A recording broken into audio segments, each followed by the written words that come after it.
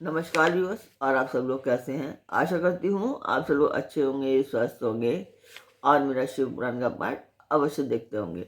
तो सबसे पहले हम जान लेते हैं कि कल तक हमने कहाँ तक जाना था। तो कल तक था कि सनत कुमार जी कह रहे थे कि मुनीश्वर, शंकर जी के यूं कहने पर शराब पानी श्री हरि को महान विस्मय हुआ। वे अपने युद्ध स्थान पर आकर परम आनंदित हुए। व्यास जी तदंतर नाना प्रकार के अस्त्रों के संचालन में निपुण श्री हरि ने तुरंत ही अपने धनुष पर नास्त्र का साधन संधान करके उसे पिनाक शंकर पर छोड़ दिया। तो सनत कुमार जी इस समय व्यास जी से बात कर रहे हैं। इस प्रकार श्री कृष्ण जृम्नास्त्र द्वारा जृंभित हुए शंकर को मोह में डालकर खड़ग, गदा और दृष्टि आदि से वाण की सेना का संहार करने लगे। तो कल तक यहाँ तक हमने जाना था। अभी इसके आगे हम जानेंगे आज के पाठ में। तो एक चीज मैं आपको बता देती हूँ कि ये पाठ एक शुभ कार्य है। सपोर्ट कीजिए आप लोग, मुझे आपके प्यार की बहुत ज़्यादा ज़रूरत है। मेरे पाठ को बहुत ज़्यादा मतलब आप लोग सब्सक्राइब, लाइक और शेयर अब करते रहिए, ताकि मेरा ये उद्देश्य जो मैं ये लेकर के चली हूँ ये सफल हो पाए। तो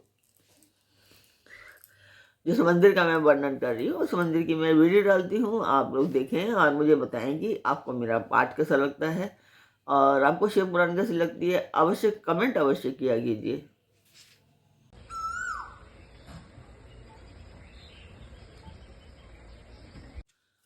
तो मंदिर की वीडियो आपने देखी, आपको मेरा पाठ कैसा लगता है कमेंट बॉक्स में मुझे अवश्य बताया कीजिए। तो अब हम चलते हैं आज के पाठ पर। स्वागत करती हूँ मैं आप सभी का अपने इस कार्यक्रम शिव पुराण में। तो आज के शिव पुराण के पाठ में है कि श्री कृष्ण द्वारा बाण की भुजाओं का काटा जाना, सिर काटने के लिए उद्यत हुए श्री कृष्ण को शिव का रोकना और उन्हें समझाना, श्री कृष्ण का परिवार समेत द्वारका को लौट जाना, वाण का तांडव नृत्य द्वारा शिव को प्रसन्न करना, शिव द्वारा उसे अनज्ञानी वरदानों के साथ महाकालत्व की प्राप्ति।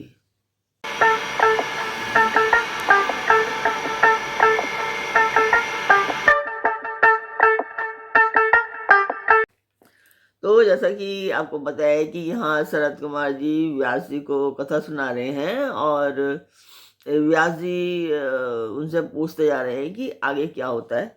तो शरद कुमार जी कहते हैं कि महाप्राज्ञ व्यास जी, लोक लीला का अनुसरण करने वाले श्री कृष्ण और शंकर की उस परम अद्भुत कथा का श्रवण करो।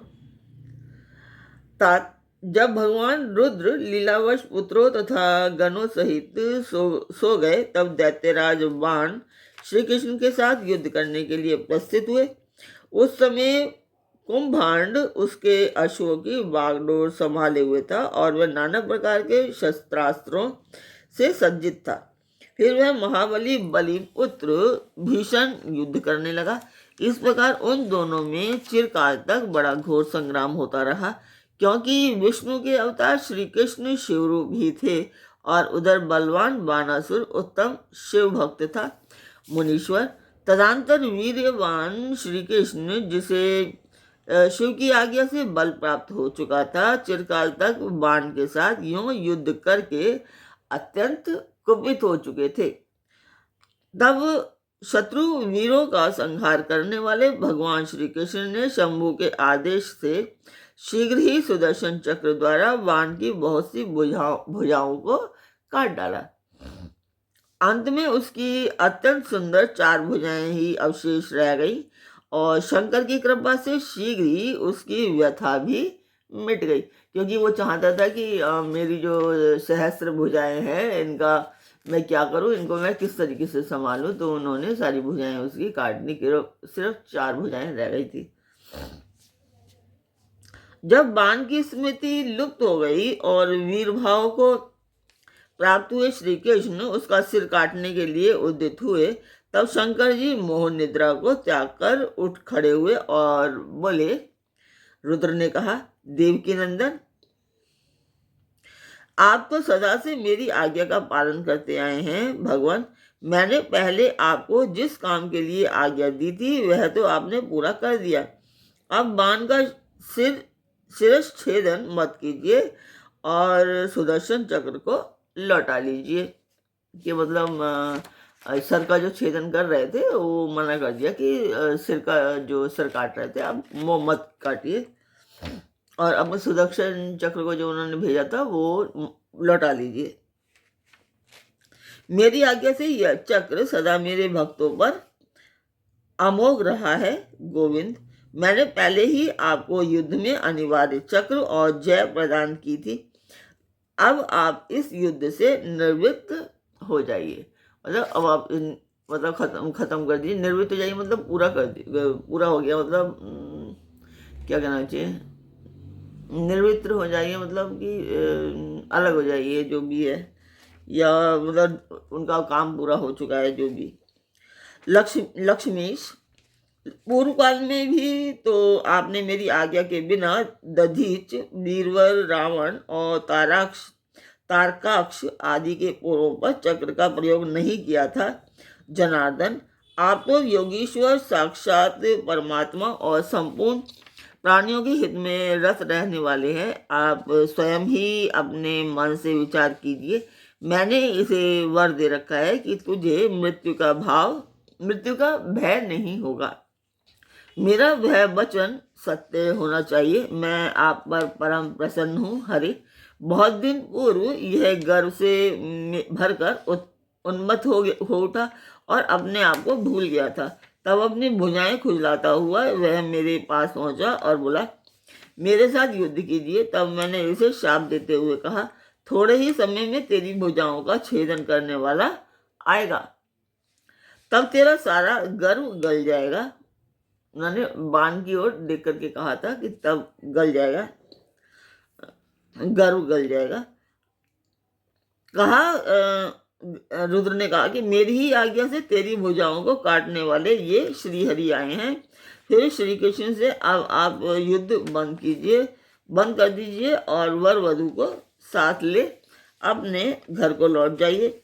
यूं कहकर महेश्वर ने उन दोनों में मित्रता करा दी और उनकी आज्ञा ले वे पुत्रों और गणों के साथ अपने निवास स्थान को चले गए। सनत कुमार जी कहते हैं कि मुने शंभु का कथन सुनकर अक्षत शरीर वाले श्री कृष्ण ने सुदर्शन को लौटा लिया और विजयश्री से सुशोभित हो वे वानासुर के अंतःपुर में पधारे। वहां उन्होंने उषा सहित अनिरुद्ध को आश्वासन दिया और बाण द्वारा दिए गए अनेक प्रकार के रत्न समूहों को ग्रहण किया। उषा की सखी परम योगिनी चित्रलेखा को पाकर तो श्री कृष्ण को महान हर्ष हुआ। इस प्रकार शिव के आदेशानुसार जब उनका सारा कार्य पूर्ण हो गया तब वे श्रीहरि हृदय से शंकर को प्रणाम कर और बलिपुत्र वानासुर की आज्ञा ले परिवार समेत अपनी पुरी को लौट गए। द्वारका में पहुंचकर उन्होंने गरुड़ को विदा कर दिया। फिर हर्षपूर्वक मित्रों से मिले और स्वेच्छानुसार आचरण करने लगे। इधर नंदीश्वर ने वानासुर को समझाकर यह कहा कि भक्त शार्दुल, तुम बारंबार शिव जी का स्मरण करो, वे भक्तों पर अनुकंपा करने वाले हैं। अतः उन आदि गुरु शंकर में मन समाहित करके नित्य उनका महोत्सव करो। तब द्वेष रहित हुआ महामनस्वी वाण नंदी के कहने से धैर्य धारण करके तुरंत ही शिव स्थान को गया। वहां पहुंचकर उसने नाना प्रकार के स्रोतों द्वारा शिव जी की स्तुति की और उन्हें प्रणाम किया। फिर वह पादों से ठुमकी लगाते हुए और हाथों को घुमाते हुए नाना प्रकार के आलीढ़ और प्रत्यलीढ़ आदि प्रमुख स्थानों के द्वारा सुशोभित नृत्य में प्रधान तांडव नृत्य करने लगा। उस समय वह हजारों प्रकार से मुख द्वारा बाजा बजा रहा था और बीच बीच में भौं को मटकाकर और सिर को कंपाकर सहस्त्रों प्रकार के भाव भी प्रकट करता जाता था। इस प्रकार नृत्य में मस्त हुए महाभक्त वानासुर ने महान नृत्य करके नतमस्तक हो त्रिशूलधारी चंद्रशेखर भगवान रुद्र को प्रसन्न कर दिया। तब नाच गान के प्रेमी भक्तवत्सल भगवान हर्षित होकर वाण से बोले।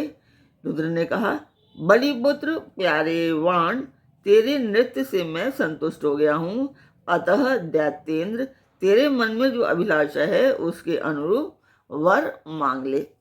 सनत कुमार जी कहते हैं कि मुने, शंभु की बात सुनकर दैत्यराज वाण ने इस प्रकार वर मांगा, मेरे घाव भर जाएं, बाहु युद्ध की क्षमता बनी रहे, मुझे अक्षय गणनायकत्व प्राप्त हो, शोणितपुर में उषा पुत्र अर्थात मेरे दौहित्र का राज्य हो, देवताओं से तथा विशेष करके विष्णु से मेरा वैरभाव मिट जाए, मुझ में रजोगुण और तमोगुण से युक्त दूषित दैत्य भाव का पुनः उदय ना हो, मुझ में सदा निर्विकार शंभु भक्ति बनी रहे और शिव भक्तों पर मेरा स्नेह और समस्त प्राणियों पर दया भाव रहे। यों शंभु से वरदान मांगकर बलिपुत्र महासुर वाण अंजलि बांधे रुद्र की स्तुति करने लगा। उस समय उसके नेत्रों में प्रेम के आंसू छलक आए थे।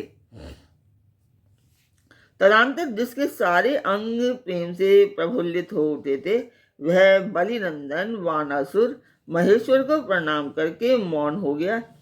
अपने भक्त बाण की प्रार्थना सुनकर भगवान शंकर तुझे सब कुछ प्राप्त हो जाएगा, यों कहकर वहीं अंतर्ध्यान हो गए।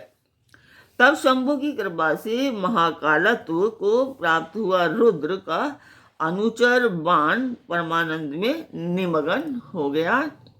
व्यास जी, इस प्रकार मैंने संपूर्ण भुवनों में नृत्य क्रीड़ा करने वाले समस्त गुरुजनों के भी सद्गुरु शूलपाणी भगवान शंकर का बाण विषयक चरित्र जो परमोत्तम है, कर्णप्रिय मधुर वचनों द्वारा तुमसे वर्णन कर दिया। तो ये इस तरह से सनत कुमार जी ने व्यास जी को कथा सुना दी। तो इसके आगे क्या होता है, इसके आगे सनत कुमार जी व्यास जी को क्या कहते हैं, हम कल जानेंगे। तो कल फिर मिलते हैं एक नए पाठ में, एक नई उमंग, एक नई तरंग के साथ। तब तक के लिए आज्ञा दीजिए। ओम नमः शिवाय। जय माता की।